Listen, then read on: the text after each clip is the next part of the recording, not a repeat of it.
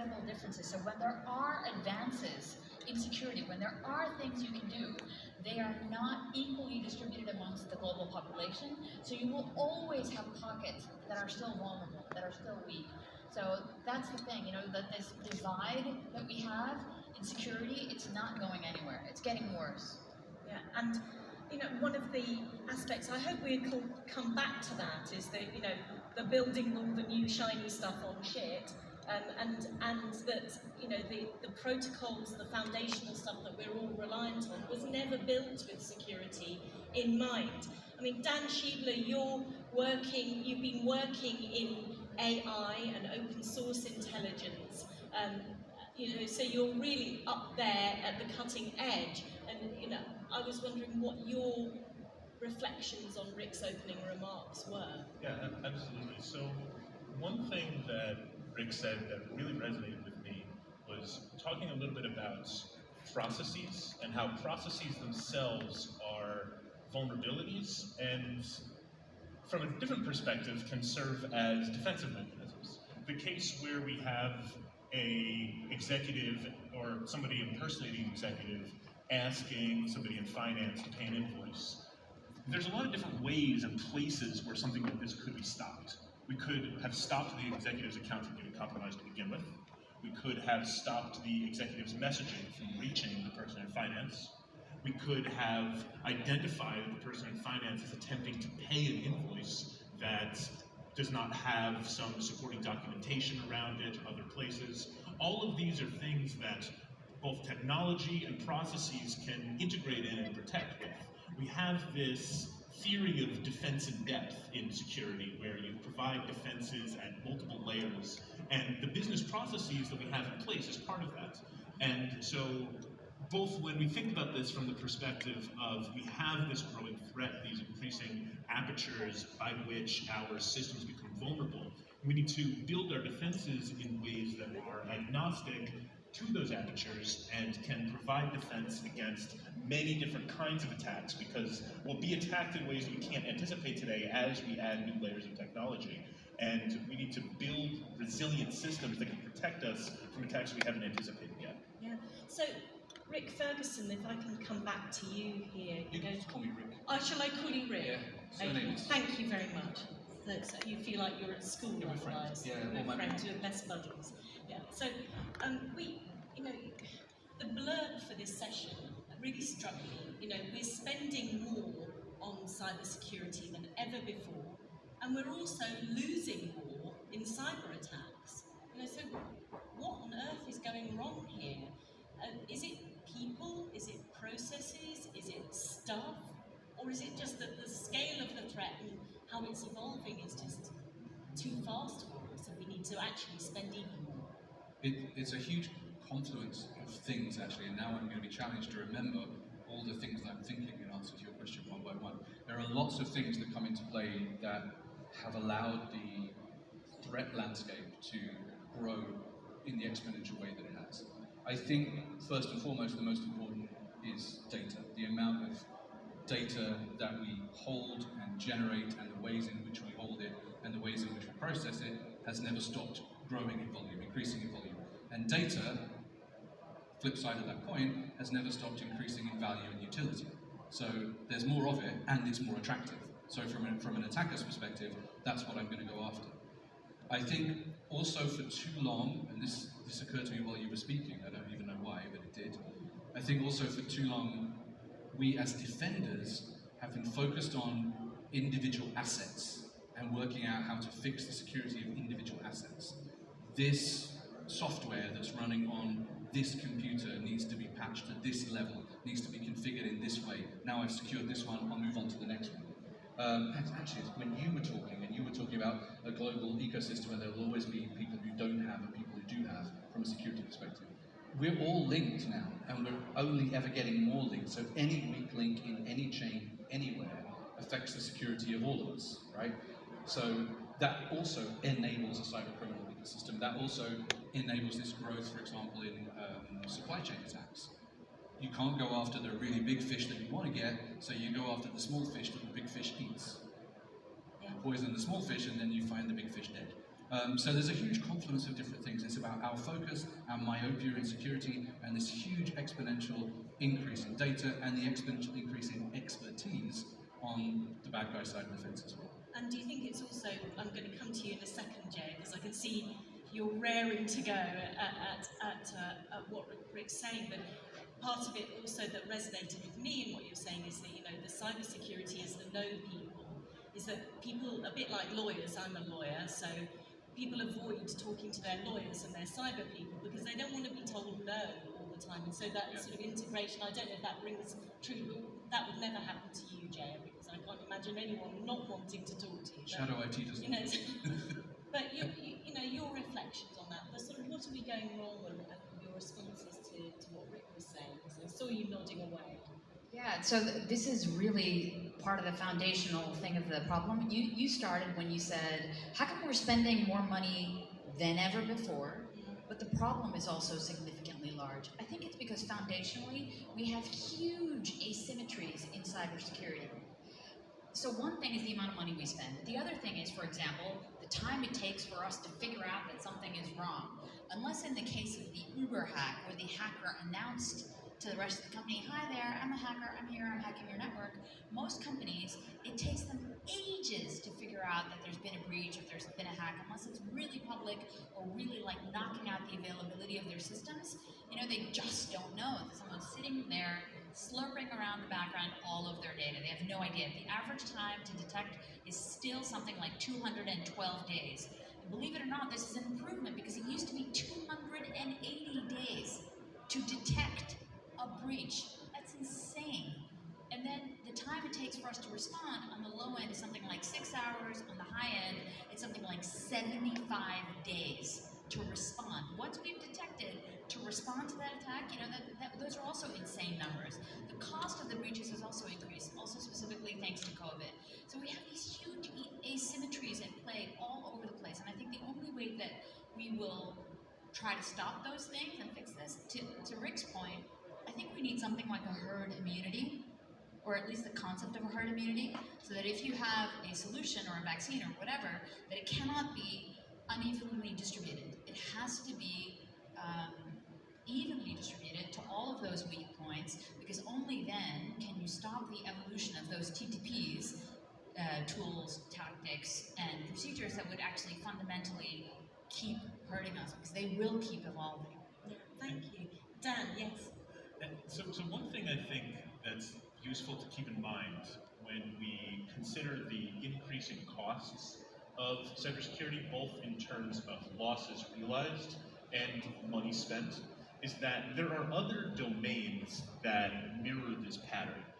An example is financial fraud, and fraud in financial transactions, which is something that before we had global financial systems was not an enormous quantity of money.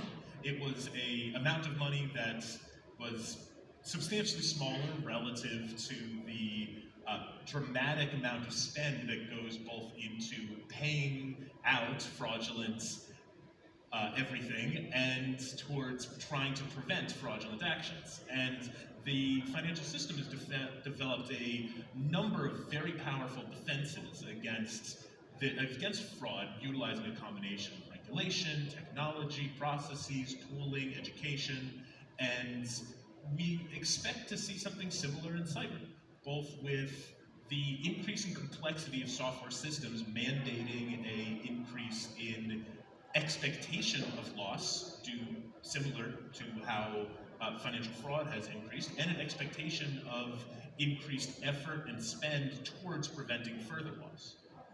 So, Rick, you talked about MGM is very unfortunately currently under a ransomware attack, and you described the way in that was a phone call, really a classic piece of what we would call social engineering. Getting past someone, convincing them that you were somebody else, taking advantage, and then the whole thing shuts down, and you described that as a failure of process. I was interested that you didn't talk about the people being stupid, because that's often I hear in cybersecurity discussions again and again, is victim blaming, the people are stupid, Why is that the wrong approach? It's definitely become, I was going to say it's a truism, but it's not a truism because it's not true, so I don't know what the right word is. But it's definitely a thing in the cybersecurity fraternity, sorority, peopleality, that we all say people are the weakest link. And it's bullshit. It's absolutely not true. It's just a really convenient excuse. People are not the weakest link.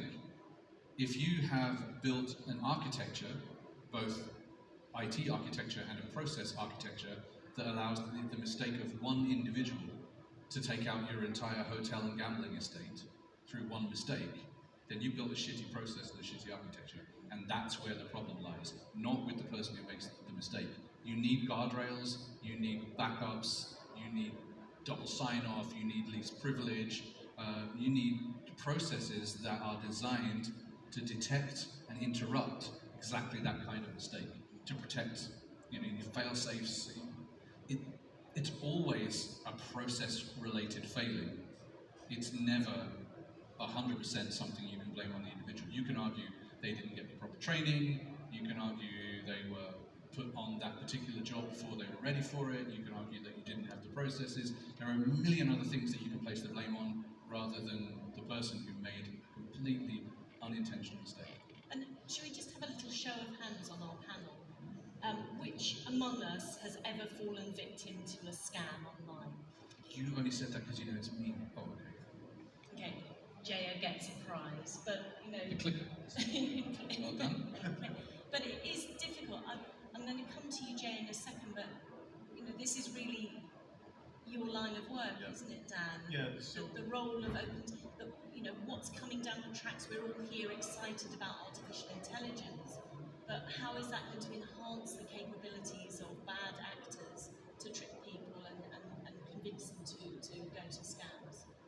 A lot of technological systems are built with the expectation that the user or the individual serves as a security mechanism. You're utilizing passwords that somebody knows about as a way of identifying that this person has intention behind their actions, that they know what they're doing, that they're accessing this because they have this information, and that they're not going to give that information to somebody else, they're not going to get tricked. And we utilize things like security awareness training to try to reduce the likelihood that people get tricked by teaching them what are the hallmarks of a particular kind of attack. How do you tell that the person on the other side of the phone is not from your bank, in fact, that they're an attacker? How do you identify that this email you received is a phishing email and not actually something from a product that you purchased? And this is something that is getting far, far more difficult as a result of advances in artificial intelligence. Things like doing research on a target and then identifying the exact kind of script that is likely to make that person think that this message or this phone call is coming from a legit entity by referencing pieces of information about this person and interweaving it into a narrative. This is something that takes an attacker a lot of time. Attackers could do that today. Attackers could do that 10 years ago by doing a lot of time and effort and research, spending money and resources to be able to construct these elaborate spear phishing campaigns where you do a lot of research on a target and execute it. But generative AI technology makes it possible to do this at scale, far cheaper. And that makes it so that the degree to which we need to inoculate our systems beyond the human level has been upgraded substantially, because the ability of attackers to trick individuals with highly personalized scams and manipulations has become far easier, even for less sophisticated attackers at the very edges. But Jaya, can I come to you on that? Because where we came in from you was, we've got all of these really exciting tools and incredible capabilities, but if the foundations aren't actually secure, are they going to work? And do we always have a choice as enterprises whether we even know that we're implementing things like ChatGPT or AI, that might be happening somewhere else? Can I just ask for your reflections on that? Yeah, so first of all, we all know this in principle, but I don't know that we always want to accept it in truth when we're working in our daily realities. There are no silver bullets. So as cool as AI and ChatGPT and machine learning and all of the things that we've been seeing for really quite some time are, it's not the only solution. They also are susceptible to the same types of design flaw, weaknesses, supply chain issues, vulnerabilities that we see in some of our older technologies. And two cases in point. You guys heard probably in March that ChatGPT was hacked. Actually, it was an open source library that they had integrated. The way that they handled it was exemplary. They did a wonderful job of saying, look, we found a vulnerability, we've spoken to, I think it was Redis about it, and we've sorted it out, and here's, we've fixed it right away, within 24 hours, here you go.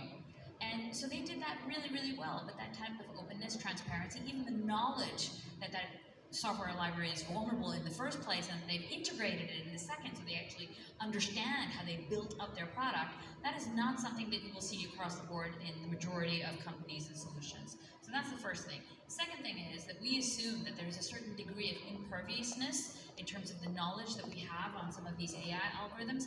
That is also not true. They are also subject to attacks that would actually reveal how those algorithms work. An example of this is Cylance, who is a cybersecurity company that's actually using machine learning and AI in order to protect themselves. There were researchers that discovered how the algorithm worked and were able to hack Cylance. So I just want us to think, about this concept of the foundations may be wonky, but let's not add to contributing to further broken tech. And what we should be thinking about from the beginning is secure by design. And because technology exists in all of these different layers, you might have one of those underlying layers that is unstable, and therefore you need to architect robustness and reliability in the layer that you are building on, and not introduce an additional layer of weakness. Thanks, and I think that comes back to where you came in on this, Rick, which was about, we still don't build stuff in a secure way.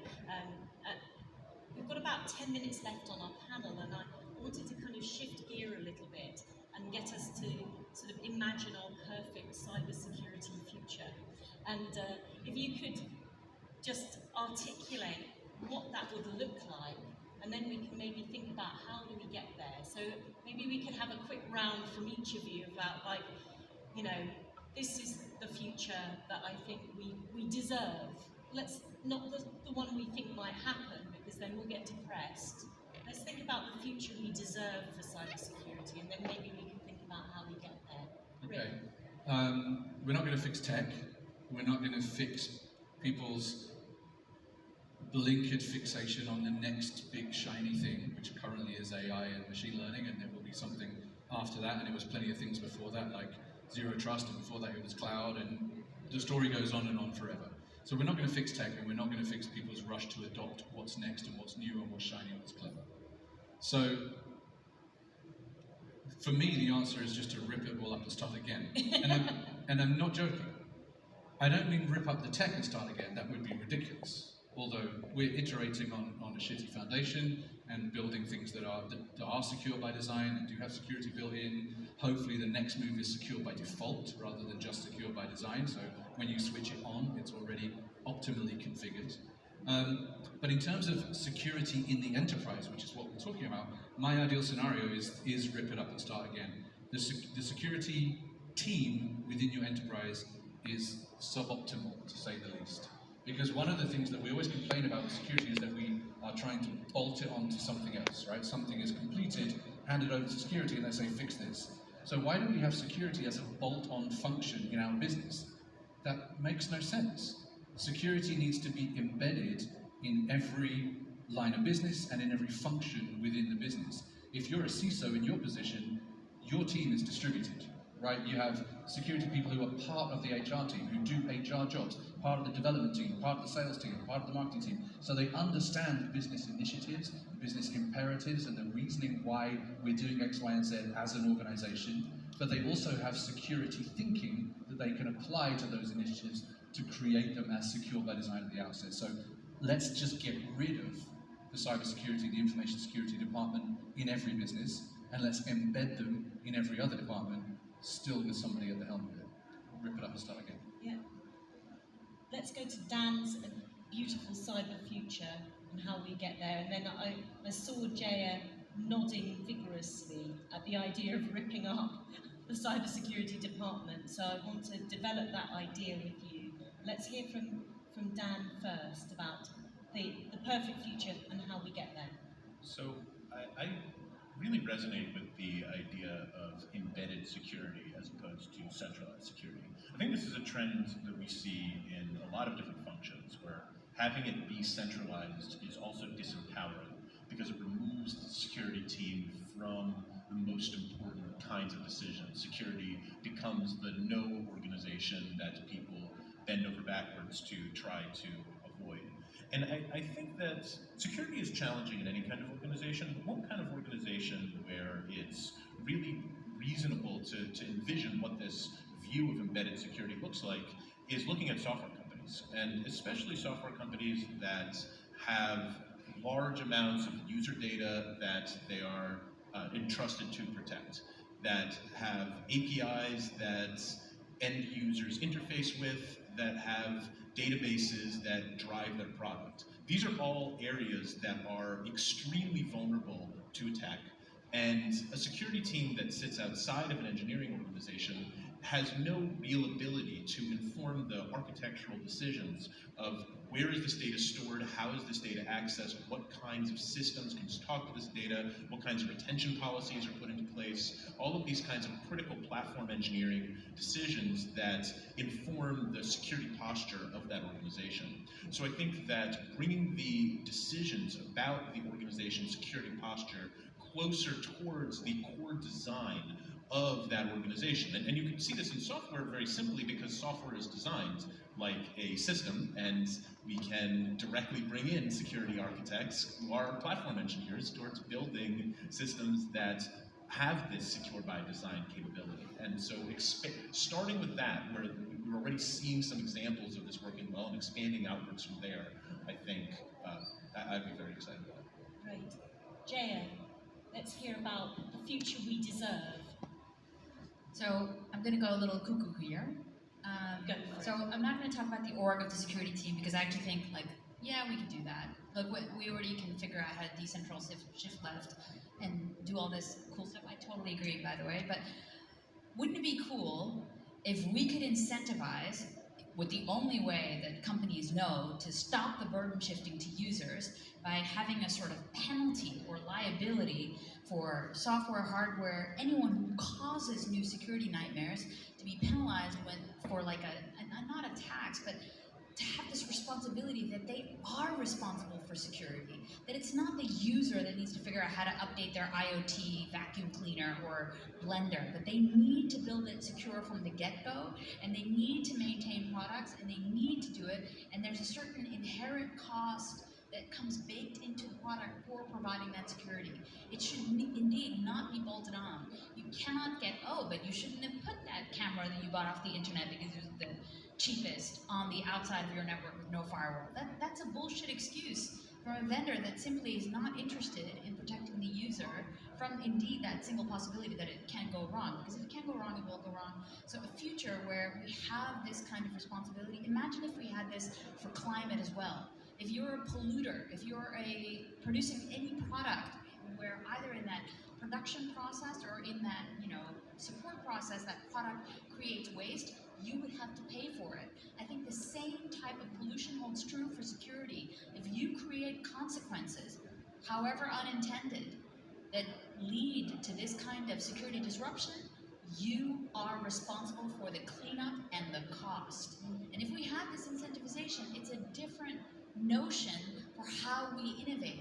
That means we don't just innovate and see who gets there first. We innovate with thoughtfulness and consideration about how our products and services get used. So part of that, what I'm hearing from you, Jaya, is a role for regulation, actually.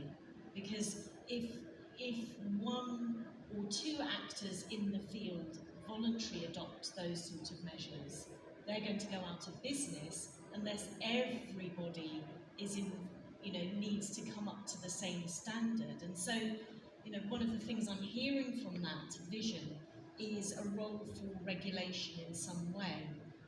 But I was very interested and wanted to hear from all of you, but keep the microphone, Chair, because you raised it, is the idea of asymmetries and how to reduce those asymmetries and get to the herd immunity that you were talking about globally, because this is global technology.